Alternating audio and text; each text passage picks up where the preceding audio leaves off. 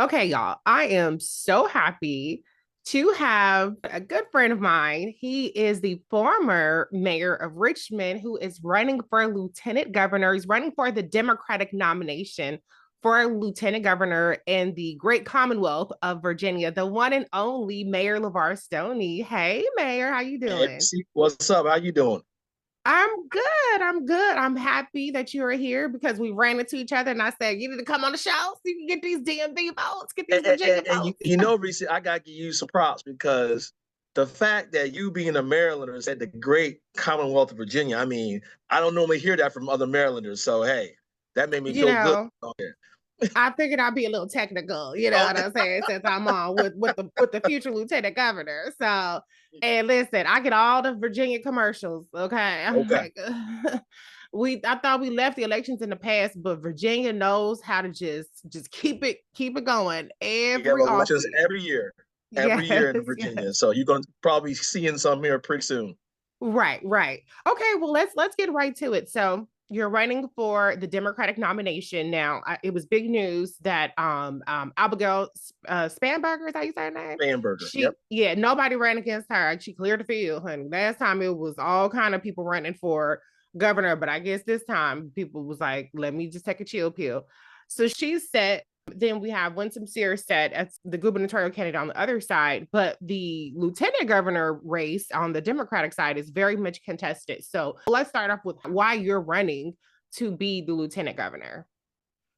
Well, after serving as 8 years as mayor of Richmond, the only chief executive mayor in the entire state, uh, I will have to say I've seen the gaps, whether it's the funding gaps or the policy gaps between the Commonwealth and local government. And so that's one of the reasons why I'm running. But the sole reason why I'm running is I just believe that every Virginian deserves a fair shot, no matter the color of your skin, who you pray to, who you love, how much money you may have, hell, who you even vote for. You deserve Mm-hmm. a fair shot in the Commonwealth of Virginia.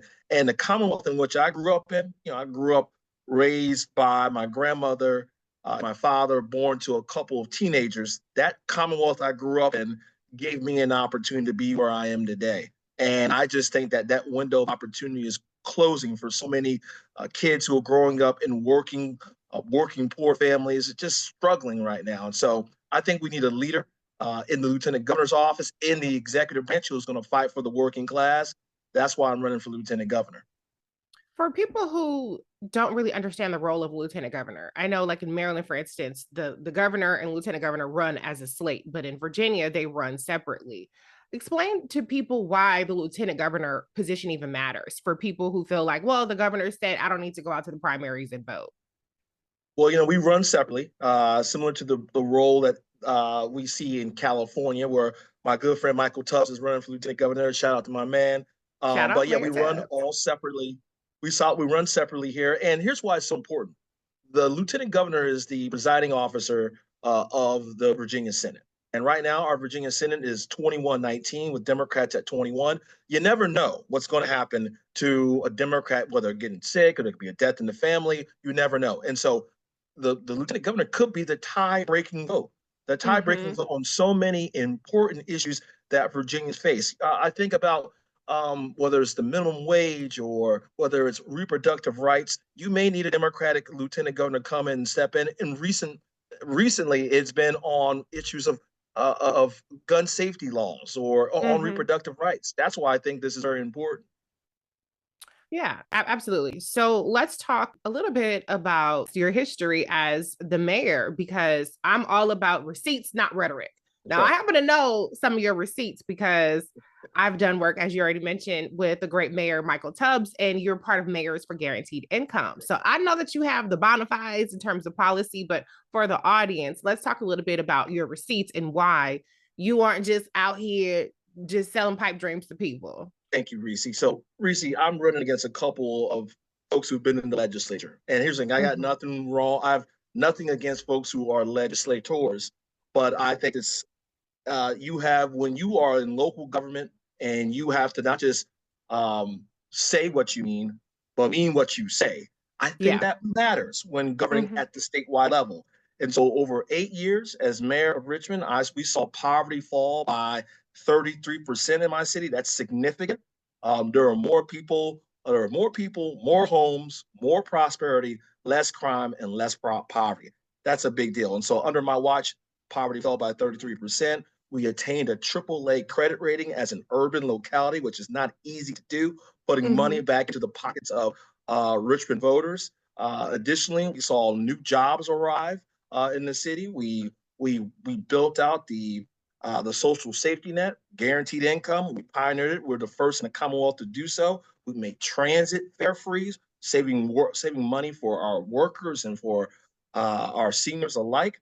We were able to increase funding for public schools by nearly 60% on average. When I started, teachers were being paid $52,000 a year. By the time when I left, they were being paid $73,000 a year. I'm proud of that.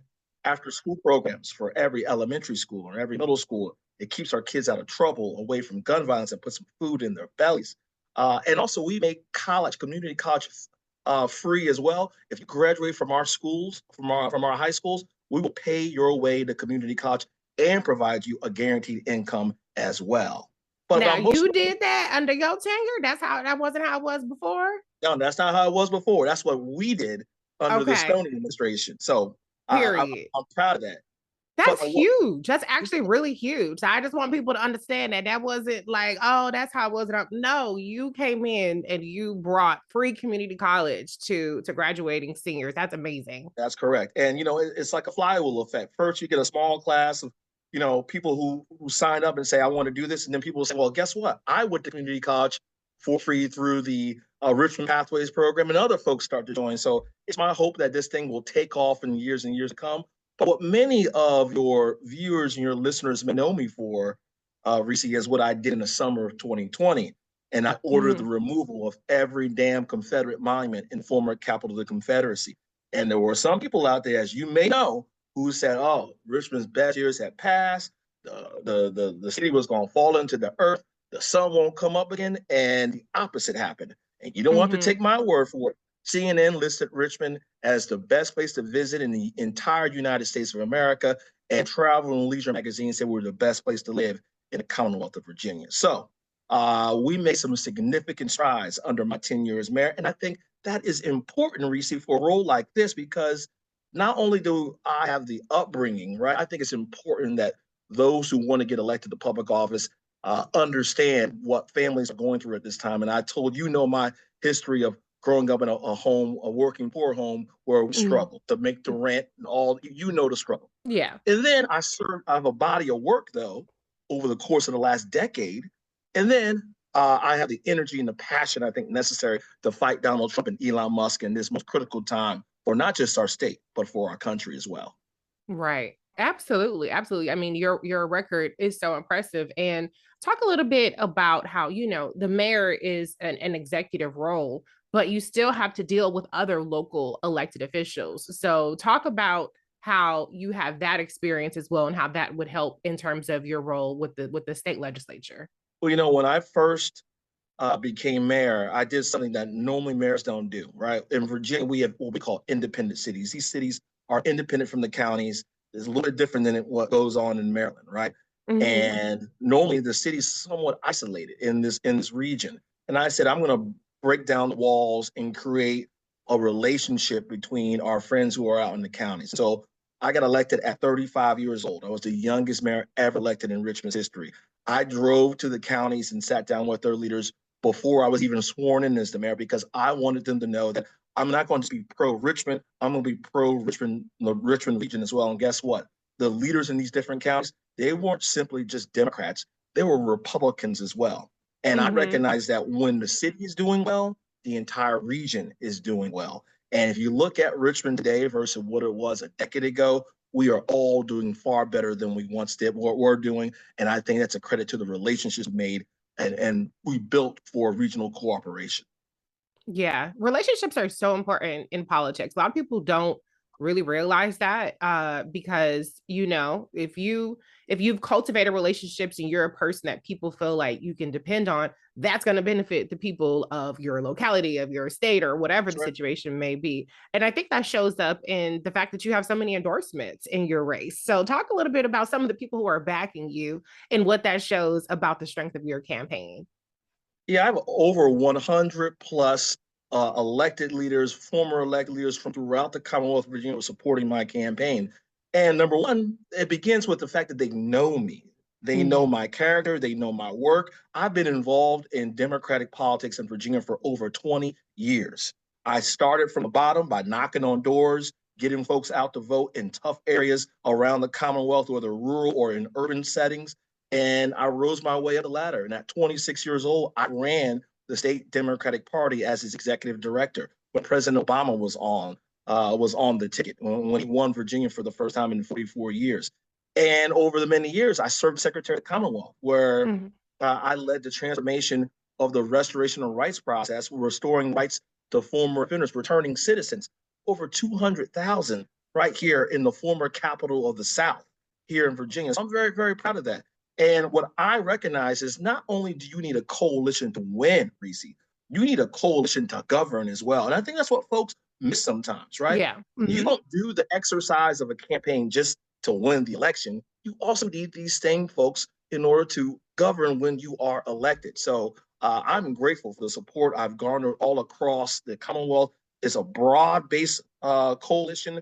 It's those who are liberal or progressive, centrist, moderates, and conservatives all under 110. And I think that's what's necessary to win this campaign. So let's talk about winning this campaign, because elections are, I mean, I won't say it's coming up because early voting has already started. So let's talk about how to get you these votes. Yes. Well, you know what? My region where I live here in the Richmond region will play a role, but a major role. Those who are living in Northern Virginia are going to play a serious role in this campaign.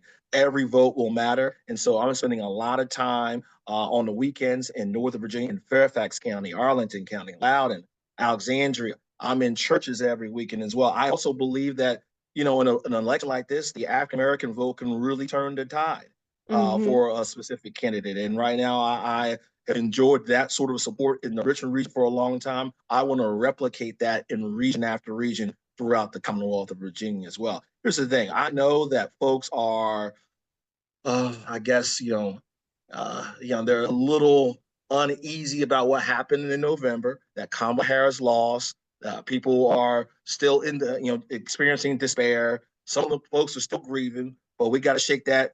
We got to shake it off, right? We got to shake that off. And we got to remember that the antidote to our problems today with the Democratic brand is winning. Yes. When we win, that will change everything. We'll change the trajectory of where we're going.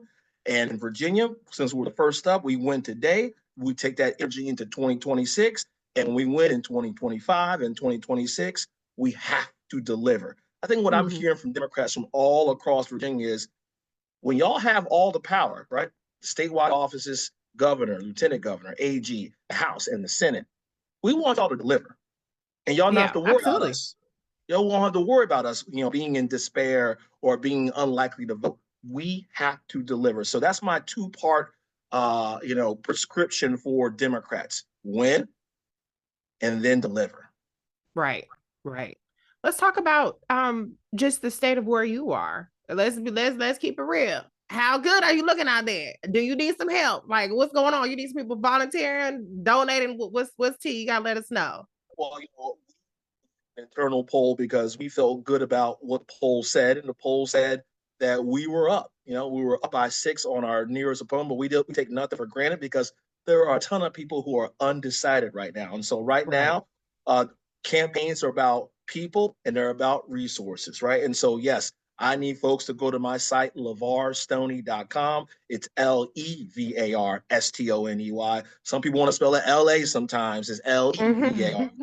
And I need you to sign up. I need your support. And also, if it's $5, $10, $20, I don't care what it is, all that will go towards our campaign so we can reach out to as many voters as possible. They're expecting, Reece, a low turnout election because it's an off year.